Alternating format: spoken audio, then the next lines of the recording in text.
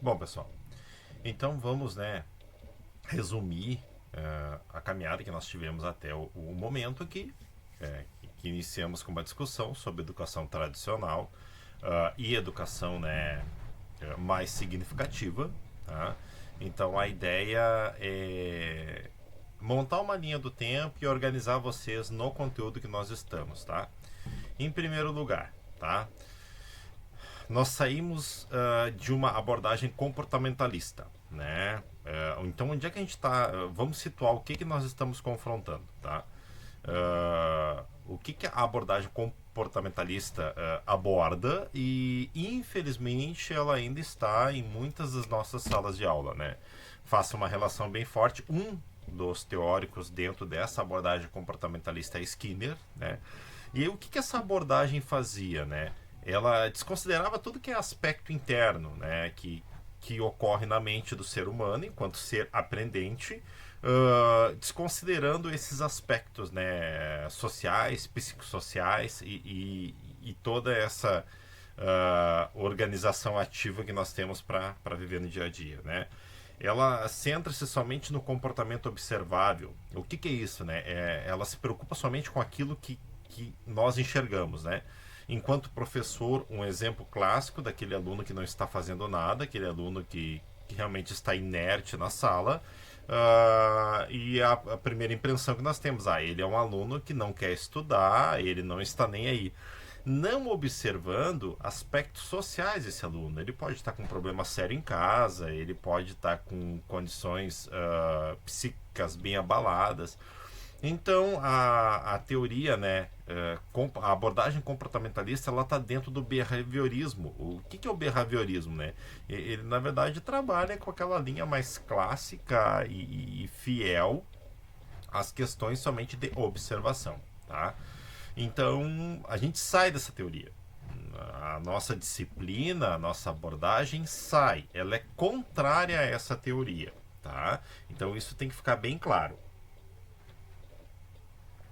Então, seguindo nessa discussão, nós caímos na abordagem cognitivista. Então, olha só, nós estamos com duas linhas de abordagem. A gente questiona e critica a abordagem comportamentalista e cai por uma abordagem cognitivista. E aí a gente tem alguns, né, que eu coloco aqui, que é o Carl Rogers, o Piaget e o Vygotsky.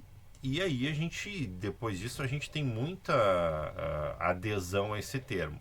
Então, a abordagem cognitivista contrapõe-se totalmente à behaviorista, tá?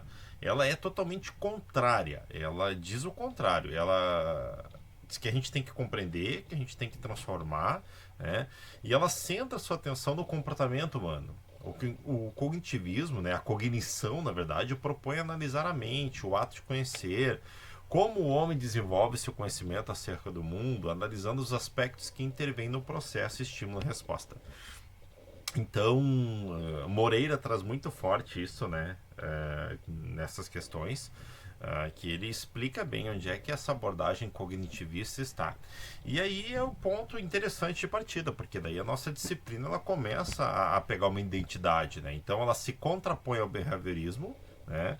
A questão da abordagem comportamentalista e ela cai dentro da abordagem cognitivista, né? E aí a gente vai pendendo por uma aprendizagem mais significativa. Então aqui a gente tem um claro entendimento do que a disciplina está fazendo e o movimento que ela deseja fazer em vocês. Então a gente sai dessa cognitivista, na verdade estamos nela, mas a cognitivista gera para nós, né?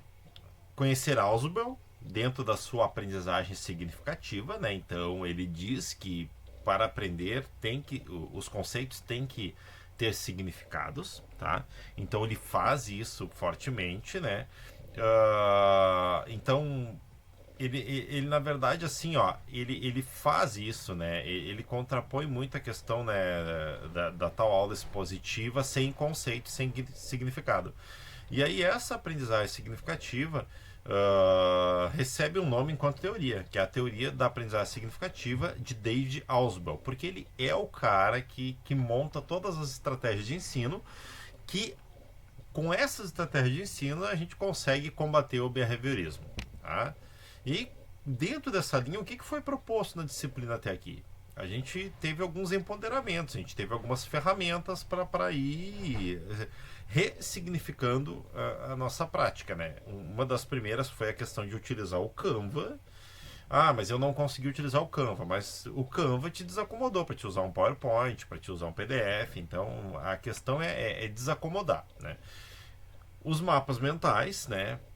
E os mapas conceituais a gente trouxe para dentro da disciplina também como discussão e como potencial de ensino e como ferramenta de ensino, tá? Então isso só foi possível porque a gente nega o behaviorismo e traz a questão da abordagem cognitivista.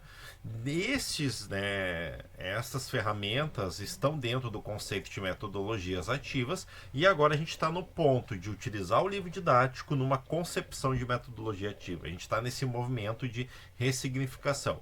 Então, para a gente entender o que a gente está fazendo dentro da disciplina, né? Então, a gente está estudando os potenciais que a escola tem e transformando esses potenciais em metodologias ativas, tá? Tá, TDE de hoje, tá? O TDE de hoje a gente vai continuar o TDE da aula passada, né? Que é a sala de interação lá, que é a atividade que vocês poderiam fazer em grupo sobre a questão de pegar uma atividade, um conteúdo, né? Melhor dizendo, e transformá-lo na perspectiva de metodologia ativa, tá? Então, a nossa AP1 é o TDE da aula passada, tá? Então, ela vai se configurar como a AP1, então, porque é esse trabalho que vocês estão fazendo, e eu vi que tem algumas postagens. Quem postou pode melhorar, porque não sabia que era uma AP1? Pode. Só me comunica que a gente pede para refazê-la no aula, tá? Então, essa é a nossa ideia central, né, para a discussão da AP1, tá bom? Então, mais ou menos essa aula era para dar um norte para você, situar onde é que nós estamos, tá? E da onde nós saímos, e que para a gente consiga organizar de uma vez assim a questão, né, da nossa aprendizagem. Um beijão, um abraço, se cuidem, fiquem bem.